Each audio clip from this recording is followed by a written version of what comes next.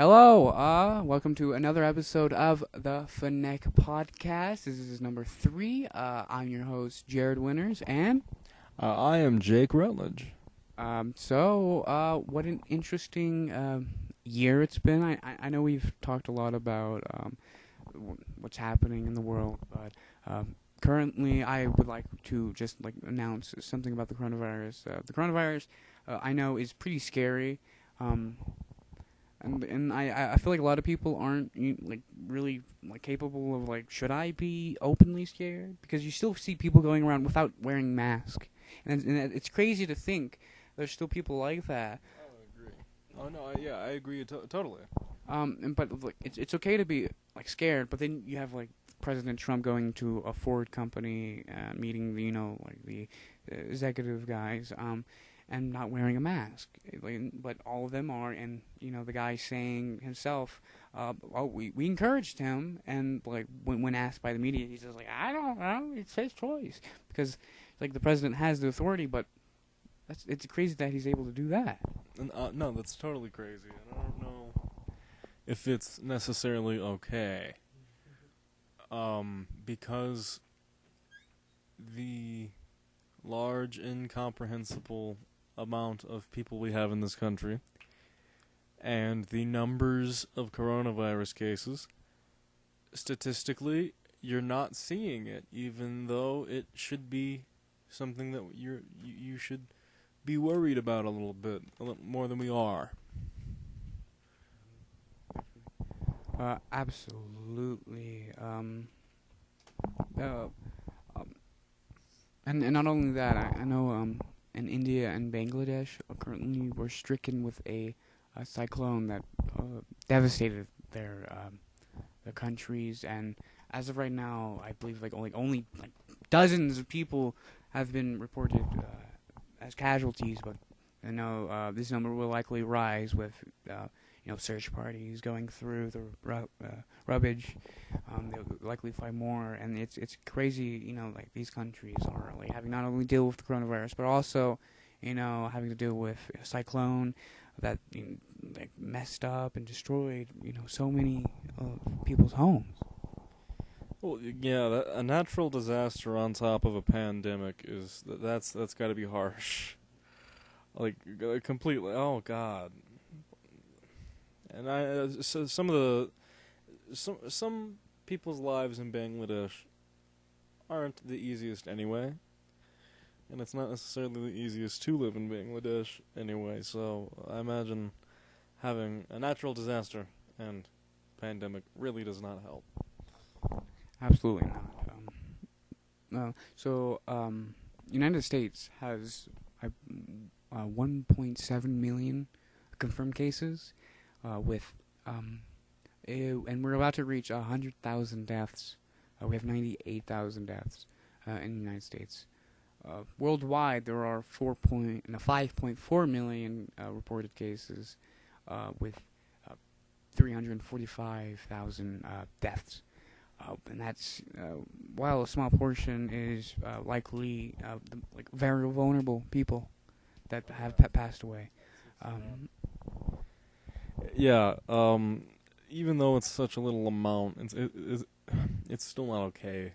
This is still scary and bad, because it's not just hitting susceptible people all the time.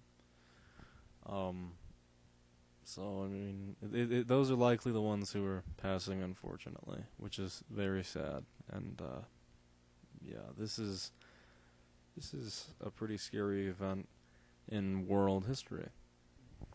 Oh yeah, people would be referring to, you were born pre-coronavirus or post-coronavirus. I was doing pretty well, but then post-coronavirus, this will be a defining moment. It's like the '08 crash. That was that was the big moment. And then we talked about the Great Depression as the worst. But right now, the coronavirus is the second worst event. Being that unemployment right now is 14.7%, and I believe the highest it was during the Great Depression was about 24%, which is definitely a higher number than 14. But but you got to realize in the retrospect of 14% of the population now and the 20% of the population then isn't the same at all. Like there's a lot more people in America than there were back in the 1930s, and it's ay. Oh yeah. Again, and this is something that's not.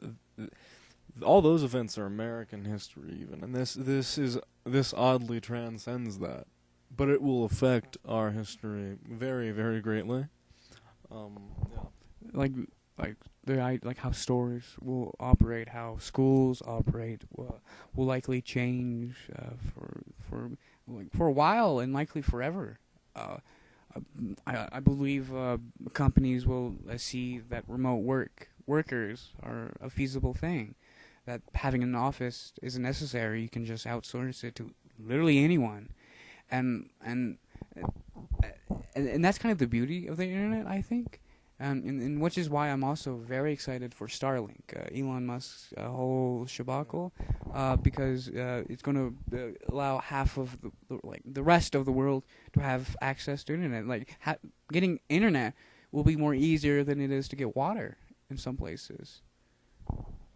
That's gonna be crazy. Like, being able to check your Facebook will be an easier to get or an easier to achieve commodity for many people than, again, like you said, getting drinking water, and that's just wild. And not only that, these people, say like in Africa, who are in like lesser developed countries, will be able to have access to potentially to apply to paying jobs, and I'm sure there's a lot of companies that will like take advantage of, like, oh, we'll fly you to your company in Denmark, and stuff like that, and I believe like a lot of people will have a lot more opportunities, and like a lot of people in Africa and India and all these lesser development countries will. Because right now Starlink won't be available to them, but it's going to go to the affluent first. But it's the intention is to make it for everyone, because if everyone is on the internet, you get twice as much traffic to websites like YouTube and stuff. Ads. Oh my! And like not only that, but Africa is actually expected to succeed China and them as the biggest region of humans, because of their population growth, I believe, right? They're gonna exceed us for sure by 2050, or maybe even sooner than that. They're gonna take the third place, and India will take the number one. So China will be demoted to second. So, the South. I don't know if it's South Africa, or Sub-Sahara Africa, I believe, will have more than the United States in terms of people.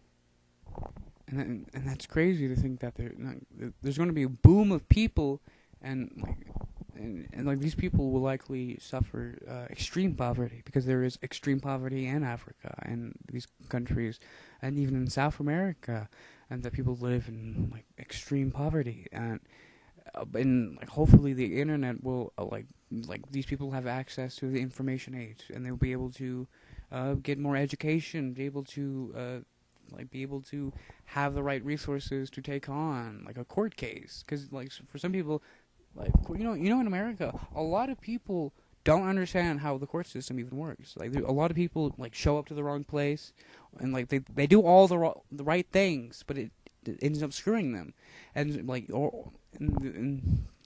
I know a lot of renters, people get screwed over by the renters, even though there's a clause, this idea of someone who lives in a house. It's like they have a special privilege because they live in a house. It's like a domacy or something, a weird law, but it was only brought up in 2% of cases that were disputing renters and people that live, and it's weird to think that people have so little access to things that could help them, because in rent you are not given an attorney, because that's not how it works. That's only for if you do a crime, but for rent dispute, you're all on your own, and a lot of people get screwed over by it. But like hopefully this internet boom will like allow a better living for a lot more people. And not only that, Elon Musk is having a momentous occasion Wednesday. Oh yeah, NASA and SpaceX are teaming up to launch SpaceX's first manned mission to the ISS. This will be the first commercial spacecraft that launched people, and there will be likely more spacecrafts that will do this and it's crazy to think that on Wednesday, May 27th, 2020, that's a Wednesday for us. It's so close. It's like a big moment, and like we haven't launched anyone on American soil since 2011. That's 9 years ago. You realize that? 9 years ago, and not only that, we only put 12 people on the moon. I know I said this before, but only 12 people on the moon. Think about that. Oh yeah, but the Artemis project. Oh, I can't wait for that. Now, Artemis is going to be completely insane. As well as Wednesday launches the commercial era of space travel. So with the commercial era launching, I believe NASA's wanting to get the moon colonies started within the next few years. Correct? Oh yeah. Currently they have an objective to actually go to the moon and get mine the water. Because mining water, you can get hydrogen and oxygen. Hydrogen is a fuel source that people can use. Like there are some cars that run on hydrogen, and not only that, being able to mine water will allow you to have a water supply for the people. And it's like there's already water on Mars, so all these people would have to do is grow their own food, and all these people really need is bring nutrients, right? Because then you can grow your own, stuff. Because the water's already on Mars. No, already on the moon. There's also water on Mars. Yeah, essentially, a lot of these drills that NASA have come up with will eventually lead to copious amount. Like, there will be no shortage of resources when you're mining the moon, asteroids from the Mars. From Mars. We really won't have to worry about resources probably anymore. Oh yeah, because you got to think about there is a lot of gold, there's a lot of just raw elements in the asteroids, because that's how we got the elements on the planet, because obviously it crashed into us, and how the planet developed was a bunch of asteroids. And to think that soon we'll be able to not only harvest material like gold will immediately lose all value. Iron will lose all value. It will become like almost less than a penny because you got to think about it, these asteroids are huge. Oh, yeah. There's they're like trillions of dollars of worth, which means that if it was to put into the economy, it would immediately lose most value. Oh no! Most of these asteroids, you're right, are trillions of dollars of worth. But some of the ones that they were pointing out that were even mid-tier were far past that, even in money, and that's crazy. That's absolutely absurd. Neil deGrasse Tyson said the first the first trillionaires will be the ones that mine asteroids, which I don't think is true. I mean, you actually believe that Elon Musk will be the first millionaire. That or Bezos. One of the two. Gosh, I hate you, Jeff Bezos. Even though I use Amazon all the time. Yeah.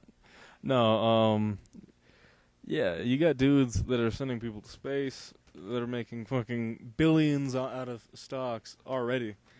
Once we get to space, again, they're going to be making even more. And when you got guys, again, Elon doing Starlink, he'll be making copious amounts of cash off Starlink. And not even in that much of a profiteering kind of way. It's not like it's expensive, and I don't think you even have to do the monthly payment scheme. You just need the satellite. Yeah, you need the router, and you have to pay for like the first like membership thing for it to be activated. But yeah, so we will have trillionaires. I do believe before we start mining asteroids. But I'm also interested in moon colonies. Moon colonies are like super close. Like you gotta realize what NASA plans on going to the moon in 2025. I believe it was like last time and that was like 2019, 2018 when I heard that.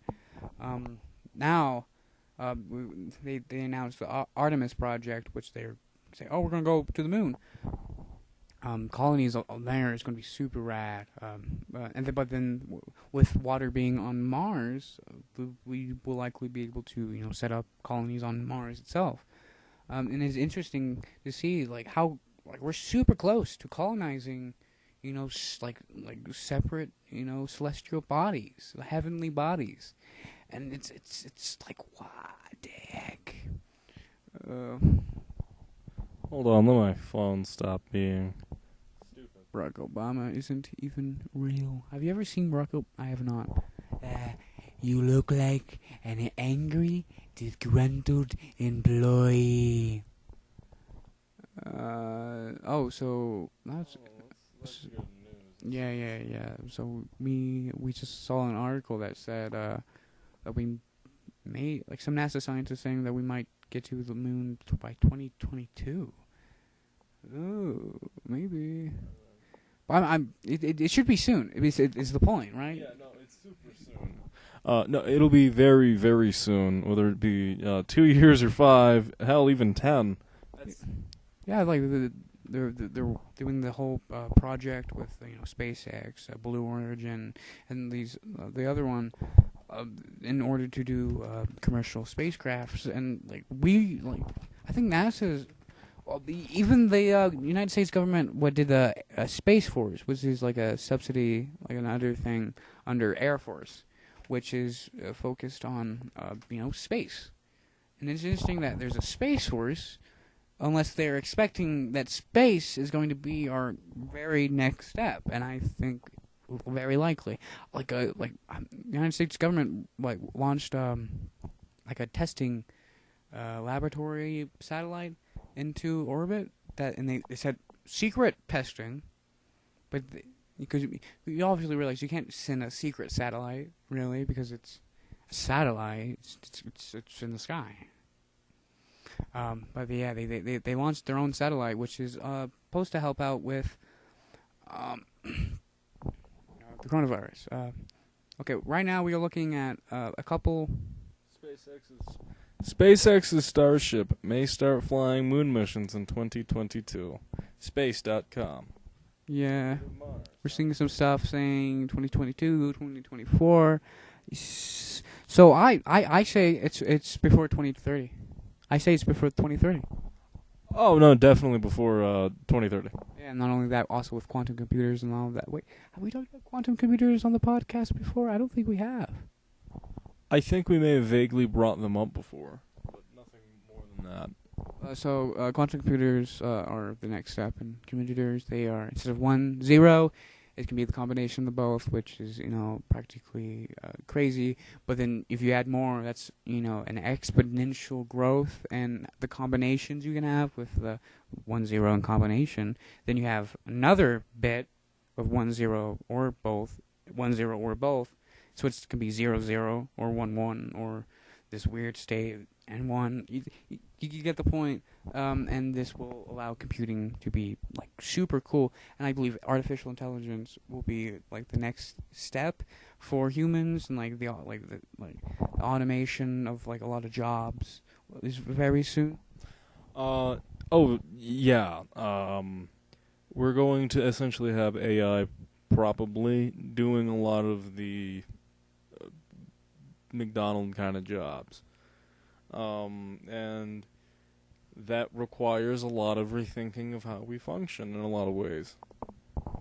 Because then you have to consider, if all the menial jobs are gone, being a trash man. All the trash trash trucks can drive themselves and pick up trash all by themselves now. Like, at one point, there will be a moment in which the human population won't be able to have enough jobs for its population, because all the jobs, it's easier to hire a robot because you don't have to pay a robot. You just don't. You just have to maintain it, and that like instantly makes, like, inherently people are going to lose their job. And not only that, right now, the economy of the world, it looks like a lot of job in America. The rest of the world looks pretty well off. Big sad. America lost a lot of jobs with unemployment record highs since the Great Depression. A lot of businesses have likely already gone out of existence, and a lot of jobs have just poofed. And like all the jobs that, like all the restaurants and stores that can only open at like half capacity and stuff, like immediately, like some of these stores can't operate because they need full capacity, because that's how they run their business, because that's how they pay their rent, because they live essentially month to month, because that's how most restaurants operate, because it's really hard, because you want to spend all your money in to be as big as you can in savings. And like 2/3 of Americans themselves don't have a savings over $1,000, meaning they live paycheck to paycheck.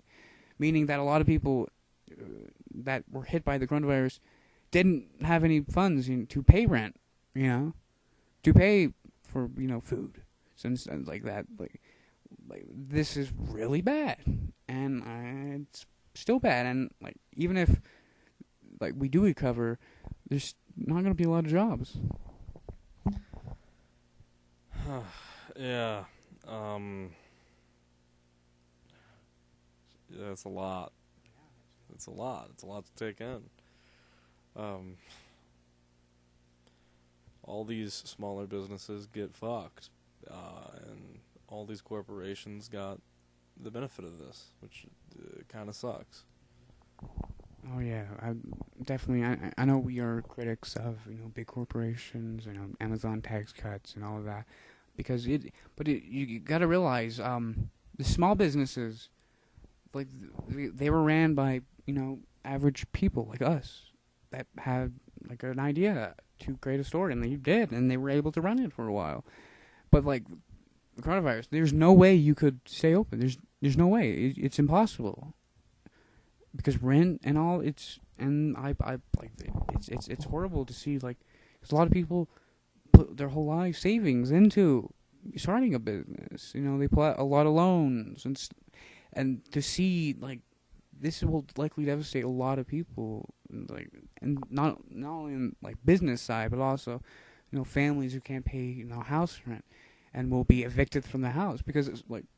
Right now you can't evict anyone in a few parts, depending on what the states and stuff. But rent is due, and because there is no forgiveness. So like, if you're lucky enough to have forgiveness, that's cool. But usually it's the idea is, oh, you're just gonna pay it later, and that's not how money works, because then. Not only do you have to pay what you were going to pay, you have to pay what you didn't pay because you didn't have a job, because there's no way you could have a job, because you got fired, because the company shut down, because they weren't able to access the funds that were meant for them, but big corporations were able to get into, because that makes sense. Oh yeah, that's not okay. That sucks. Like there's so many industries being impacted by coronavirus. A big one is the film industry, even. And to think it's being impacted not only by the coronavirus but by trolls. Oh, have you not seen anything about that today? Oh, okay. So essentially, I think it's because Trolls is releasing via streaming. Well, Trolls is not Scoob, and Trolls is kind of a heavy hitter franchise now because of little kids. So I think it's going. There's reports of it essentially. Movie theaters might not exist and stuff like that. Because Trolls was because Trolls was released straight onto Disney's streaming service. No, not that. But you essentially you were able to watch online Trolls. So like a lot of families were able to essentially just download it because it premiered instead of theaters, and they were able to still make a good buck because they could have waited for movie theaters to open up, or they could have just released it, and they were still going to make money if they were to release it on their. And which they did, and they did make money, and which also makes the idea of why would movie companies now, why should movie theaters still exist when it's more comfortable to stay home and watch movies with your family, because you can pause it, go to the bathroom, get your own snacks. You don't have to buy super expensive, overpriced things. It's crazy they're able to do that. No, even drive-in theaters are coming back, which I don't mind. That'd be a cool date for, like, you got a girl, you got your fancy car, and you got the drive-in. You're like, ooh, I'm gonna get you a milkshake and some flowers. But no, you don't need movie theaters at this point if they're just if companies are willing to go. Because they'll probably monetize it if they already haven't, where it's like, rent this movie, you can buy it. They could do that. They could eliminate the whole let's go to the theater. They could literally just make you buy $20 movies as soon as they come out, as soon as they're fucking done with it. You also got to realize the incentive, like a movie company that makes movies will have in doing this. Because a movie ticket is an expensive bit, but you got to realize that movie ticket goes to not only the movie company, goes to the cinema, the company that. So like, say you're watching it in 3D, like the whatever company is supporting the 3D projector, like they get a cut. The theater itself gets a cut. That goes into the employees, and then the movie companies get a cut. But instead, the movie companies can just subvert that, and it could be like, oh, I can just get $20 per person, but then per family instead of per ticket, which I bet is also a big contributor to like, oh, we don't have that much money, but I do see the incentive to be like Netflix. Netflix allows you to share with a lot of people. In fact, if what they could do alternatively, and it could be a business strategy that they're not too far from doing now, where they do the now on digital and Blu-ray thing, right? But again, it's just, instead of it being you can buy it for $20, or they could easily just go rent it until it comes out in 3 months on DVD, and then you can buy it, just like the theater. Or not, I bet the renting in on Amazon is like a lucrative thing, because obviously instead of buying a movie, it's less expensive to just rent it. But then you have to give it back. But it's not likely you're gonna watch like a movie like 3 times, like 500 times. You're gonna watch it once, like, oh, that's a good movie. And unless it's like a movie you're like, oh, this is a classic, I'm gonna watch this again. Like, say, like 51st Dates, which is God damn you. Fuck. I had a thought. God damn you. Okay. Yeah, they could totally make a lot of money off that. That niche alone. Like, oh, I like this movie, but I don't want to buy it. I don't want to own it. I won't watch it enough. They could totally hit that market. Because every time you'd want to watch that movie, you would just rent it for $3 and they'd make the money. And then you'd be able to show your family, but then be like later, it's like, oh, I want to watch it again with my friends. You got to rent it again. And so then it only becomes of how many viewings you have. You're paying per view, and which is respectable, because $3 for one view is a good price. And if I do it again, $6 versus having to buy it for like what, 14, whatever. It's in, and and who's gonna like watch the movie twice? Is my point. See, but what makes the renting idea even more feasible is renting doesn't just work for one day usually on streaming services. You get 3 or 4, two to four on most services, which means you get the opportunity to view it multiple times within the time you rented it, which makes renting it pretty fucking valuable overall. And so you'll have people who probably rent a movie over and over, and they'll just have periods where they're like, "Hey guys, you want to watch this movie?" Yeah, it's crazy. Yeah, the whole streaming. Yeah, like entertainment is obviously going into a weird bin because it used to. The internet didn't exist, but now that it exists and it's like an actual viable, it's like source to go onto and support, your whole like whole company almost. It becomes appealing to just switch over, and to like skip the whole printing like DVDs or releasing it theatrically. It's just like you pay me $20 and I give you access to all of the crap, pretty much. Like what? Like Netflix has $9.99. Then you got Disney Plus and all of this. But like that is interesting. But it's also the idea of now you gotta buy if you want to watch like Mandalorian, you gotta watch it on Disney Plus. But then say you want to watch another show on like Solar Opposites, you gotta have Hulu exclusive, and it's definitely like, oh, you definitely have to pick your like which one you want, and you're likely not going to be able to watch like some good shows because it's not like go to movies like situation because you're it's a subscription base. Cause see, some subscriptions like Amazon Prime, they I think if I'm correct, you can rent certain movies as opposed to like buying them on there. Cause some movies you have to buy. So you can rent movies, I believe, on Amazon Prime. And so it would totally be feasible for fucking, again, Disney to be like, oh yeah, you pay the $10 and you get all of our TV shows. But if you want to get our movies, you either have to buy them or rent them. It could be feasible, and they might get some backlash for that, though.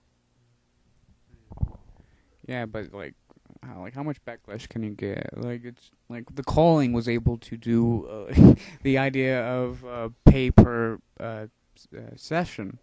Like, okay, so if you know what The Calling is, it's sort of like a battle royale before battle royales were before essentially PUBG and all of them were a big thing. The Calling was it's like you were going around making traps and stuff, and it was like a pretty decent game. A lot of people liked it.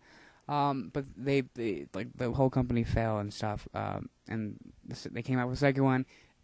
No one wanted to play. It was garbage. This guy was big sad.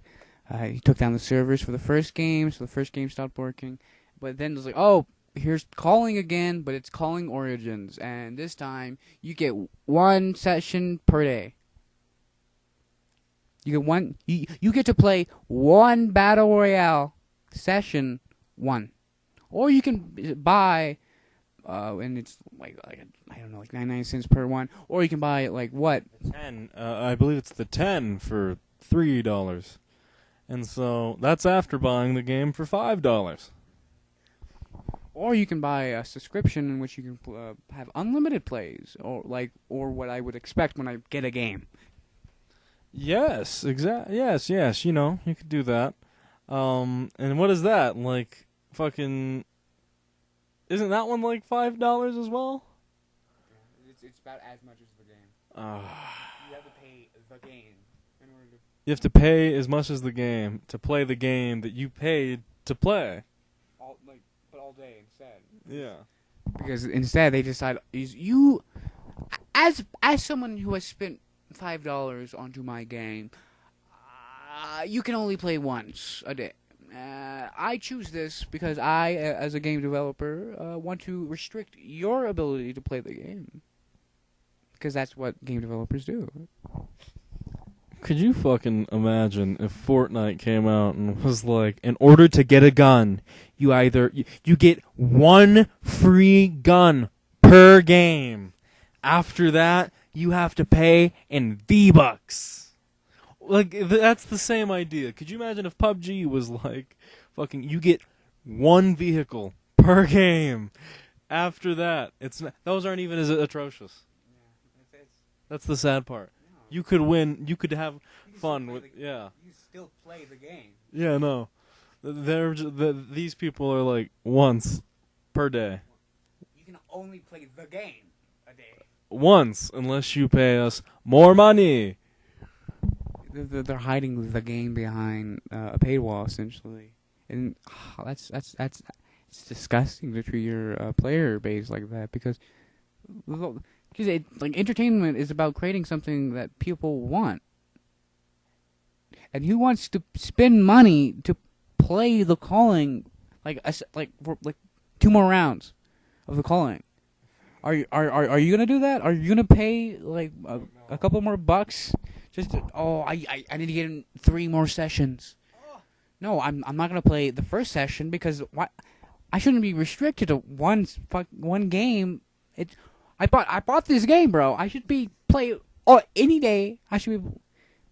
And That just speaks to monetization in video games nowadays.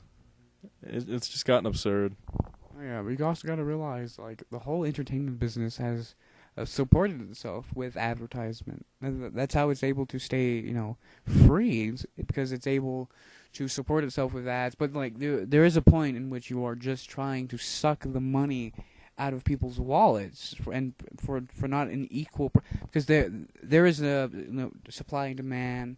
Like people are willing to give money, and companies are willing to make games. So obviously it's straight.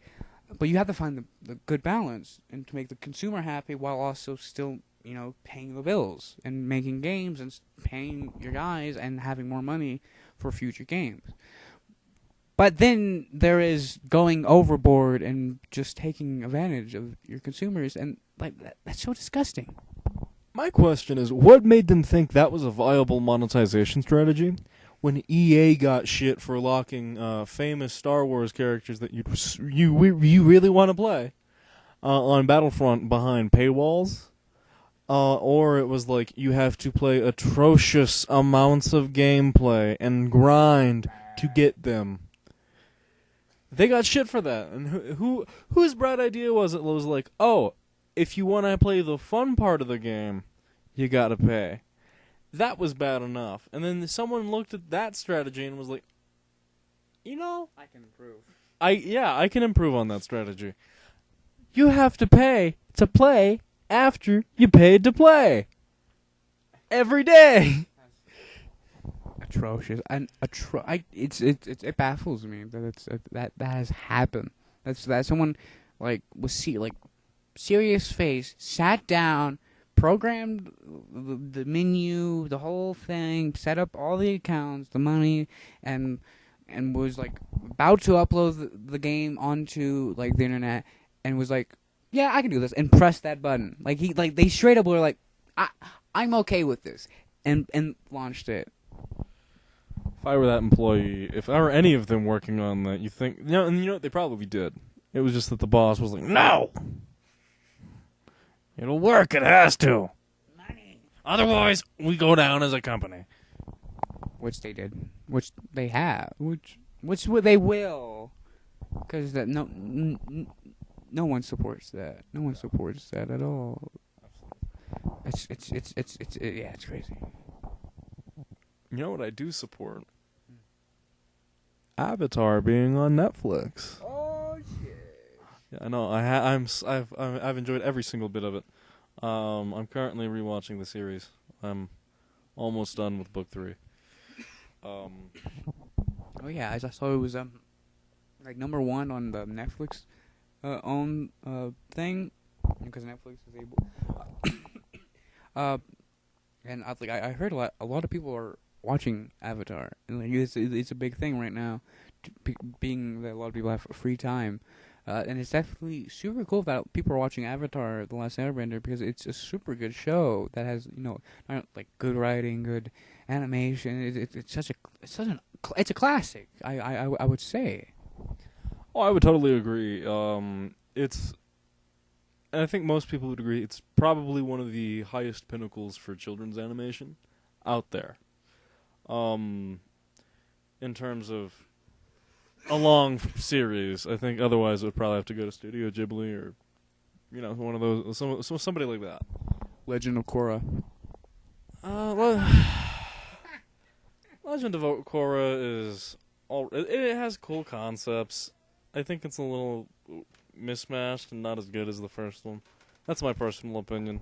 They have radios, and Aang's still alive. So they went from like primitive, like ancient, like almost feudal Japan and feudal China and stuff like that, like old. Well, because in the show, like it takes 2 generations. Like Aang's kid's got a kid, and then there's Korra. But the thing is like they had tanks, but the only reason they had like tanks and shit was because they were bending operated, and like fucking the balloons were bending operated. And so some of the cars and more kind of things they were weird. It was just weird. So like 1930, 1920 cars? Like what? Why is this? At one point you have to ponder, like when it's gonna clash. When you just overstepped because. Like Avatar: The Last Airbender, the setting it seems consistent throughout, and it makes sense. So like the biggest technology is the boats, and then like the hot air balloon, in which was pioneered by I believe Sokka and them, right? Yeah. And then the Fire Nation. And like that was like leading technology. But then like now you have Hope subways, but then like if you watch Avatar, there's a scene in which people travel and earthbenders get a platform that has like a thing into the ground in which they to glide, and that's oh, I like that. But then you didn't in Legend of Korra. You have cars, and you're like, wait, what? And then Korra's running around on a big polar bear. It's like, okay, that's super cool, bro. Yeah, there's decent concepts in there. It just feels like they jumped the shark a bit. They were like, oh shit, like that last one, let's go a little bit bigger, a little bit more grand. Fuck, they even do another book. They do 4 as opposed to 3. Korra got 4 books. What? Yeah, so they do fucking 4 books, and they went a little bit bigger and everything, and I think that maybe they shouldn't have in some regards. And I'm telling you that that for everyone that's watched the first episode of Legend of Korra, I can guarantee you probably only 30% watched the last one. Like a lot of people dropped off in the show because no one talks about it. I don't. I watched. I watched the first book and then half of the second, and it's just there's no point in keeping up with it anymore. It's like stuff. It's like ay. The only people who talk about it are a strict set of Avatar fans, who is everybody now because of Netflix, by the way, bringing it back. But before then, it was still loved, but it was Avatar was like a murmur. And then you'd oh, you're talking about Avatar? And then you'd even have other people who are you wouldn't think that show, being that show's fucking awesome. And you're like, hell yeah, it is. But now, but before then, there was this It was this weird, not weird, but it was just this group of people who who loved The Legend of Korra, and there's nothing wrong with that. It was just that it was kind of odd because it was the murmury group of a murmury group. Yeah, it was a subgroup of an already small group of people that liked Avatar and then that liked Korra. It's definitely interesting.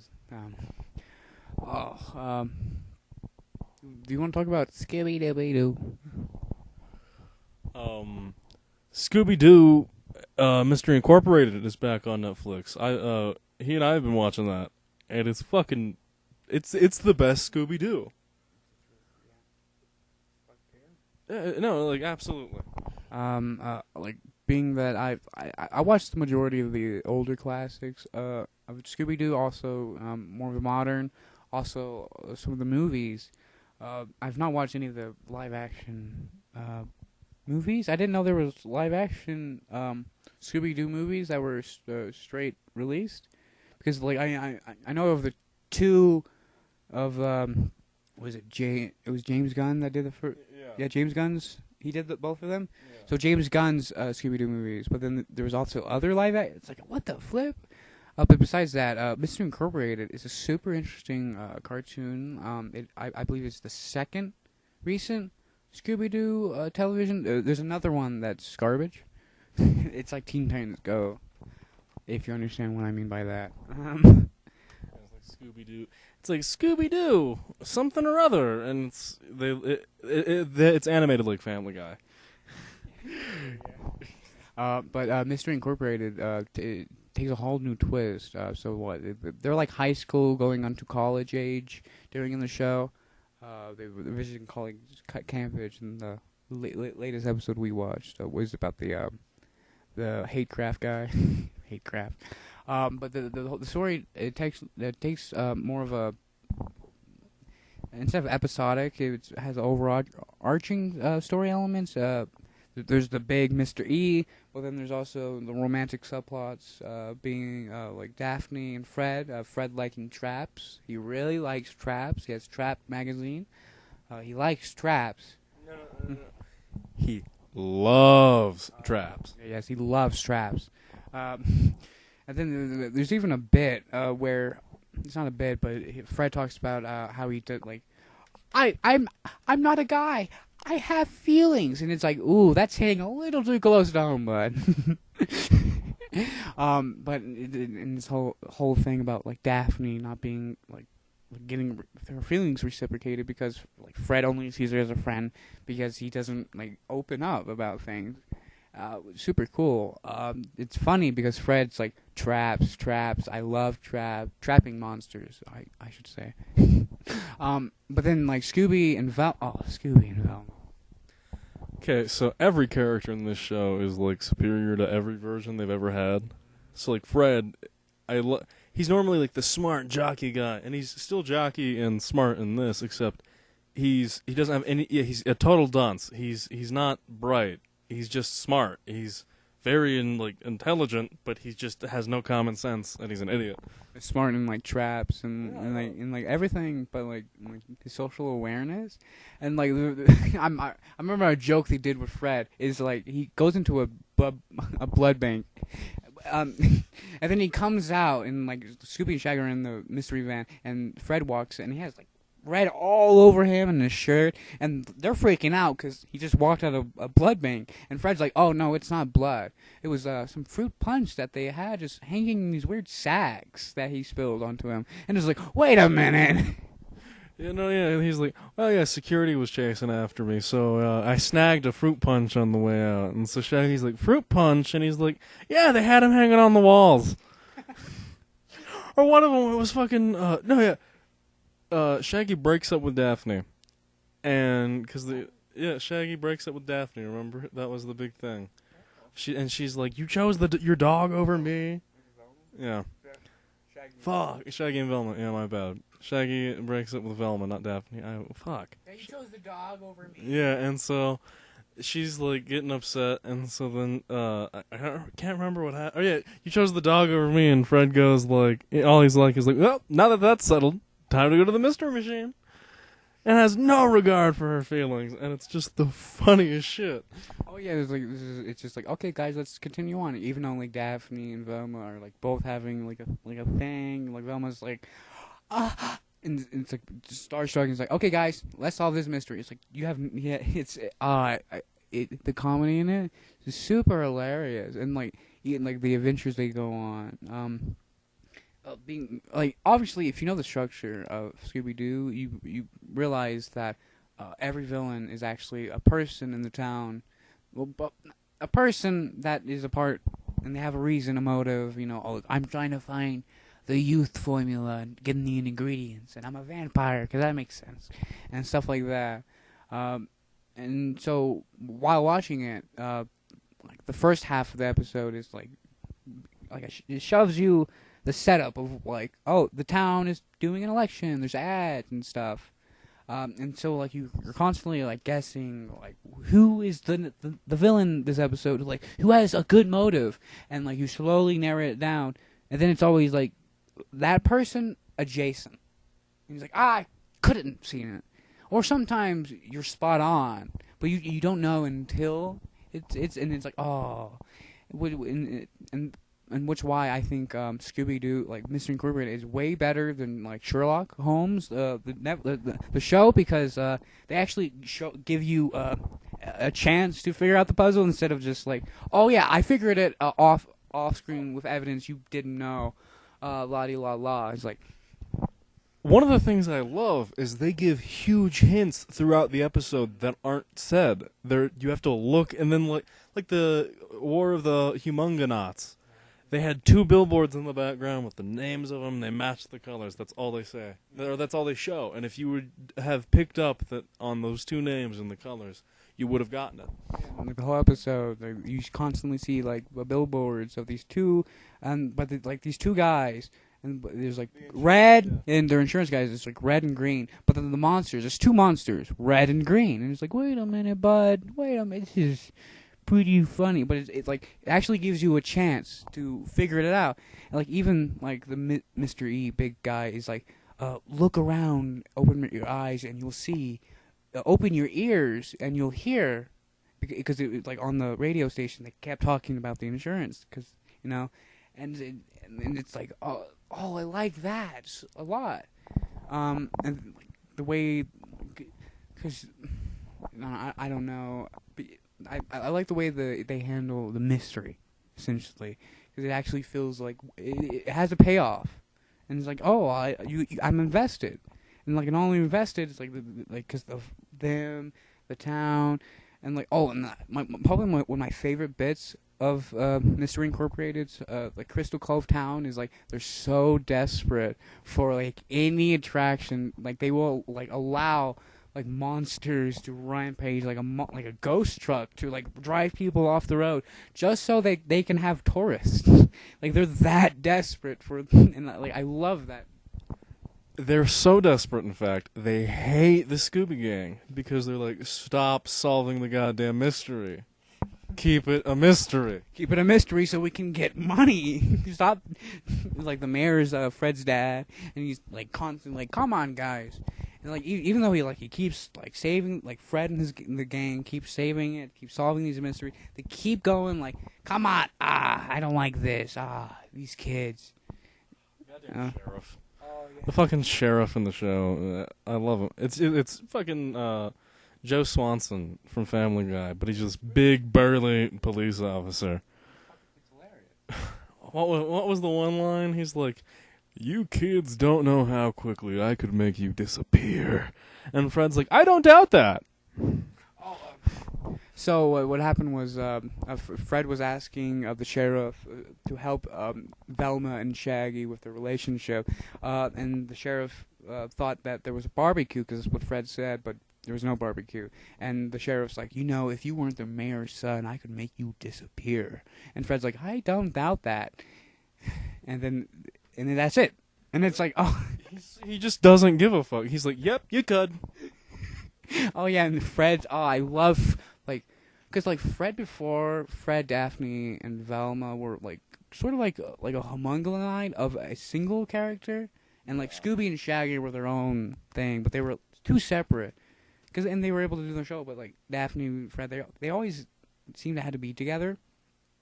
But in this show, they all can work very well by themselves. Like Fred, Shaggy, and Scooby. There's an episode where we have Girls' Night Out, and like that episode alone was like super interesting, having Fred and Shaggy, and them interacting, because they all have natural like back and forth, and like the humor is like very hilarious. Like Velma and Shaggy's interaction always next level. Yeah. So thank you for listening to the FNEC podcast. We're gonna end it here. Hopefully, you all are having a safe time with this pandemic. Yeah, be safe and stay protected. Drink a lot of water and wear a mask. And yeah.